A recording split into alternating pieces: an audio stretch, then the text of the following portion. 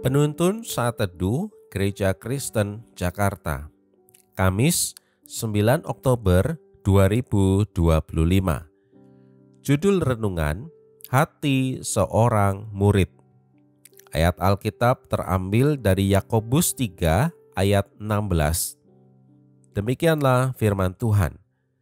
Sebab di mana ada iri hati dan mementingkan diri sendiri, di situ ada kekacauan dan segala macam perbuatan jahat.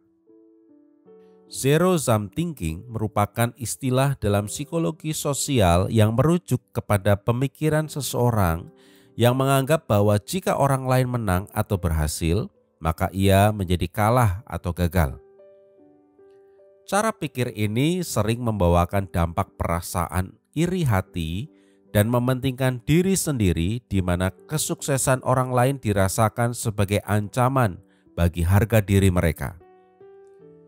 Jika hal ini dibawa ke dalam komunitas rohani, maka sikap ini bisa sangat merusak karena mendorong kompetisi yang tidak sehat, saling menjatuhkan, dan menghalangi pertumbuhan bersama.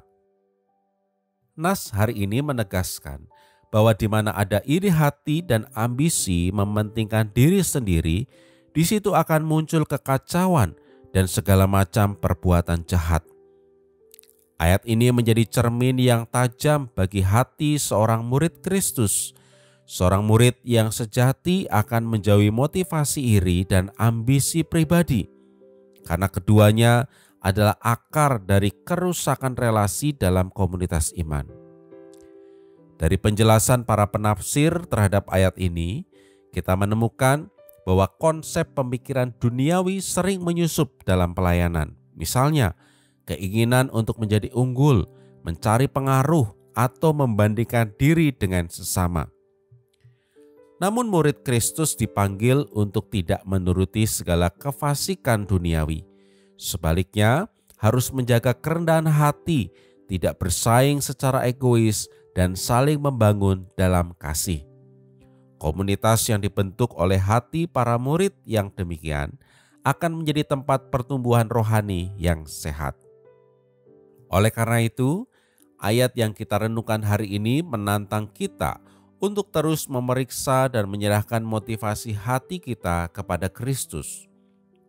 Sebagai murid Kristus, kita dipanggil untuk menanggalkan ambisi pribadi dan hidup dalam kerendahan hati serta bersukacita atas keberhasilan orang lain. Kita perlu membangun komunitas yang dipenuhi kedamaian, bukan persaingan. Yang bisa kita lakukan adalah belajar mendoakan orang lain yang kita merasa iri terhadapnya.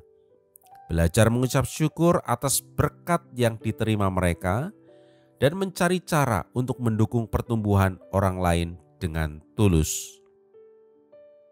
Murid Kristus bersukacita atas keberhasilan orang lain. Demikian renungan hari ini. Tuhan Yesus memberkati.